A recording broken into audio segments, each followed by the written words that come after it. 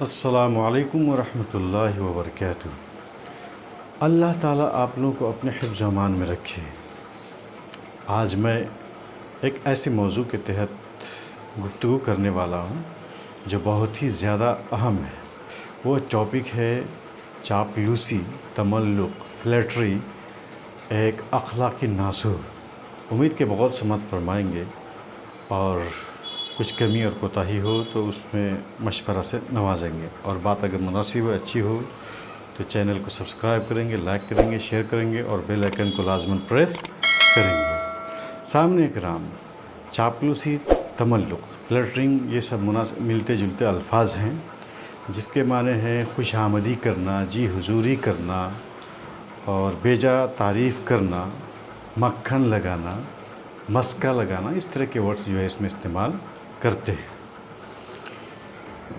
اپنے سے کوئی بلند پایہ شخصیت یا صاحب منصب پر بیٹھے حضرات کے سامنے ان کی بیجا تعریف کر کے فائدہ حاصل کرنے کے لیے اپنے آپ کو نیچا دکھانا کیا کہلاتا ہے؟ چاپلوسی کہلاتا ہے، تملق کہلاتا ہے۔ ہندوستان جس ملک میں ہم رہتے ہیں وہ ایک جمہوری ملک ہے، اور یہاں تمام انسانوں کو اپنی اچھی بات اور صحیح بات کہنے کی پوری آزادی، اس کو رائٹس ہے۔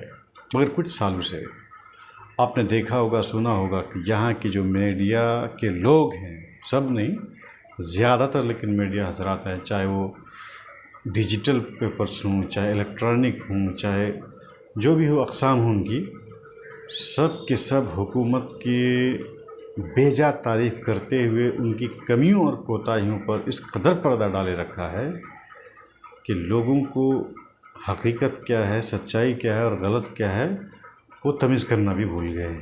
اردو لٹریچر سے تعلق رکھنے والے حضرات ہیں، کچھ ایسے لوگ ہیں جو اردو ادب سے تعلق رکھنے والے ہیں یا نیوز پیپر پہ کام کرنے والے ہیں۔ یہ نیوز پیپر یا اردو کی کتابیں بھی حکومت کی اتنی زیادہ تعریف کرتی ہیں، بیجا تعریف کرتی ہیں، کہ جس سے آپ یہ نتیجہ نکال سکتے ہیں کہ وہ خوش آمدی کر رہے ہیں۔ کوئی بھی ایک اچھی اسکیم اگر بتا دیا اور بہت زیادہ نقصان ملت کو اٹھانا پڑ رہا ہے تو اس اسکیم کی اتنی بیجا تعریف کرتے کہ پھر حکومت کو پتہ چل جاتا ہے کہ اس کو کتنی چیزوں کی ضرورت ہے جس کی وجہ سے یہ پھولے نہیں سمائیں گے اور یہ احساس برتری کی شکار ہو جائیں گے۔ سر اقتدار اور صاحب مسند ہے، کرسی، یہ صدارت یعنی کرسی پر جلوہ افروز ہونے والے لوگ ہیں جو حکومت چلاتے ہیں۔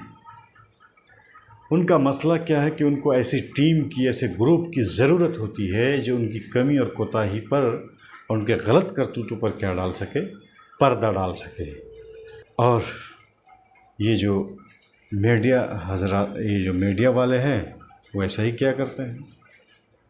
اسی طریقے سے یہ جو ملی تنظیمیں، مدارس ہیں، اسکولز ہیں، اس میں بھی جو ہے ان ٹیموں کا بہت خیال رکھا جاتا ہے، اور غیر معیاری طور پر جو اساتذہ اور ملازمین کی تقرری ہوتی ہے وہ کس بنیاد پر ہوتی ہے؟ وہ چاپلوسیت کی بنیاد پر ہوتی ہے، جس کی وجہ سے تعلیمی اداروں سے وہ نتائج معیاری نہیں مل پاتے جو وقت کو ضرورت ہوتی ہے۔ اصل میں یہ ہے کہ لوگ چاپلوسی کرنا کیوں چاہتے ہیں اور کیا وجہ ہے کہ لوگ چاپلوسی کرتے ہیں، اور اس کا خاتمہ کیسے ہوگا؟ میں بتاتا ہوں۔ یہ جو لوگ چاپلوسی کرتے ہیں نا، وہ محنت نہیں کرنا چاہتے ہیں، وہ اپنی زبان کے ذریعے سے بیجا تعریف اور جھوٹی بات بول کر کے فائدہ حاصل کرنا چاہتے ہیں، اور وہ زندگی ایسے ہی جینا چاہتے ہیں۔ تو اس کا ایک ہی طریقہ ہے کہ محنت کی عادت ڈالیے، کیونکہ محنت کے بغیر کچھ بھی نہیں ہے، اور چاپلوسی سے پرہیز کیجیے کہ محنت کریں گے تو چاپلوسی کا موقع نہیں ملے گا۔ دوسرا جو ہے پوائنٹس کہ لوگ اپنی قدر و منزلت بڑھانے کے لیے اور شہرت حاصل کرنے کے لیے ایسے لوگوں کے ساتھ اٹھنا بیٹھنا چاہتے ہیں جو کسی پوسٹ پر ہوں یا کچھ کسی بھی حیثیت سے وہ بڑھے، حالانکہ ان کو یہ معلوم ہونا چاہیے کہ عزت اور ذلت جو ہے اللہ کے ہاتھ میں ہے، اور ان کو خود ایسا کوئی کام کرنے کی کوشش کرنی چاہیے جس سے ان کی عزت بڑھے۔ اور اس بات کو ہمیشہ ذہن میں رکھے کہ عزت اللہ ہی دیتا ہے اور ذلت بھی اللہ ہی دیتا ہے۔ کسی کا چاپلوسی کر کے، فلٹرنگ کر کے آپ عزت کبھی بھی حاصل نہیں کر سکتے، پھر آپ کو دنیا چاپلوس کرنے والے ہی نام سے یاد کرے گی۔ اساتذہ اور ایسے کیا کہتے ہیں ملازمین اور ایسے ٹیچر، علماء کرام جو کسی بھی ادارے سے وابستہ ہیں، وہ اپنی ذمہ داروں کی خوب جھوٹی تعریف کرتے ہیں۔ آپ کوئی بھی مضمون اٹھا کر پڑھ لیجئے، حقیقت سے اس کا بہت زیادہ تعلق نہیں ہوتا ہے، کام تھوڑا سا بہت ہوتا ہے اور اس کو بڑا چڑھا کر کے اتنا زیادہ بیان کیا جاتا ہے اور اس میں وہ فخر بھی محسوس کرتے ہیں۔ ایسا نہیں ہونا چاہیے۔ یہ بھی چاپلوسیت کی وجہ سے ان سے فائدہ حاصل کرنے کے لیے ان کی خوب تعریفیں کرتے ہیں اور باضابطہ ان کو بہت اچھا لگتا ہے۔ عقیدہ توحید کے علمبردار اور جو لوگ اللہ تعالیٰ پر مکمل یقین رکھتے ہیں اور توحید پر ذرا سا بھی آنچ نہیں آنے دیتے، ایسے اداروں کے ذمہ داران کو تو اور بھی بہت زیادہ دیکھا جاتا ہے کہ وہ ایک نہ ایک دو تین جو ہے اپنے آگے پیچھے ایسے لوگوں کو رکھتے ہیں جو ان کی بیجا تعریف کریں اور مجلسوں میں، جلسوں میں اور فنکشنز میں ان کے کارناموں کو حد سے زیادہ بڑھا چڑھا کر کے پیش کریں۔ اس کی ضرورت نہیں۔ جو حقیقت ہے اس حقیقت کو آپ بیان کر دیجئے اور بیجا تعریف سے پرہیز کیجئے، یہی اس کا علاج ہے۔ بعض حضرات سماج میں فساد برپا کرنا چاہتے ہیں اور وہ اصلاح کا نام دیتے ہیں۔ فساد اس لیے وہ برپا کرتے ہیں تاکہ ان کو کوئی فائدہ حاصل ہو یا کسی سے وہ فائدہ حاصل کریں۔ اس کا علاج یہی ہے کہ اس بات کو ذہن میں رکھیں کہ اللہ تعالیٰ جو ہے فساد کرنے والوں کو پسند نہیں کرتا۔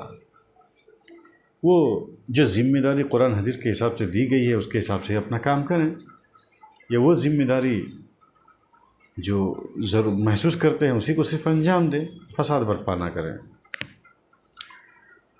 کچھ لوگ اپنی ترقی کے لیے دوسروں کی چغل خوری کسی تیسرے شخص کے سامنے کرتے ہیں تاکہ چغل خوری کرتے ہیں اور ان کی تعریف کرتے ہیں جن کے سامنے چغل خوری کرتے ہیں۔ تو چغل خوری بند کرنے جو ہے نا اپنی ترقی جو اپنی صلاحیت کی بنیاد پر حاصل کریں، چاپلوسی کے ذریعے حاصل نہ کریں۔ چغل خوری بند کر دیں گے اور یہ جو چغل خوری بند کر دیں گے نا تو خود بخود جو ہے چاپلوسی کا خاتمہ ہو جائے گا۔ دوسروں کو نقصان پہنچانے کے لیے چاپلوسی کی جاتی ہے۔ ہر انسان کو ایک دوسرے کا خیر خواہ ہونا چاہیے، ایک دوسرے کا ہی بھلا چاہنا چاہیے، جیسے کہ حدیثوں میں ہے۔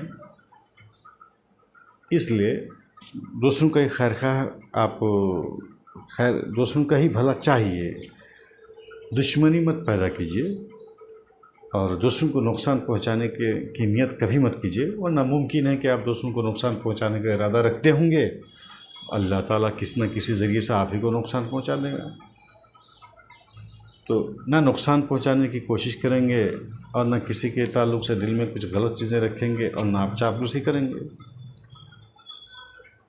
جیسا کہ میں نے بتایا کہ برائیوں اور کمیوں کوتاہیوں کو چھپانے کے لیے لوگ کسی کی چاپلوسی کرتے ہیں، تو اپنی کمی بھی اور کوتاہی کو چھپانے کے لیے اس کے جو اوپر کے لوگ ہیں ان سے چھپانے کے لیے غلط سلط جو ہے چیزیں ان کو لگاتے ہیں اور چھپانے کے لیے ان کی بیجا تعریف کرتے ہوئے بیٹھتے ہیں۔ ایسے لوگوں کو دیکھا جاتا ہے کہ پھر وہ کسی کام کے لائق نہیں رہتے۔